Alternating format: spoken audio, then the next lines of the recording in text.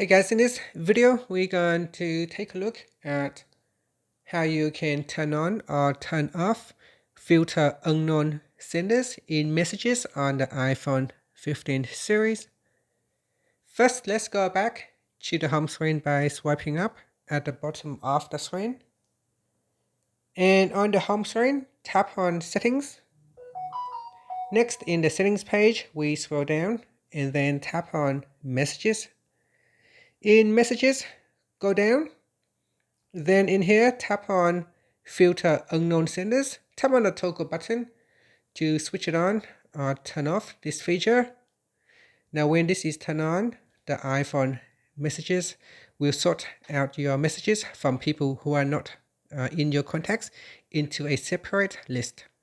And that's it. Finally, you can tap on the back key to go back to settings or swipe up to go back to the home screen.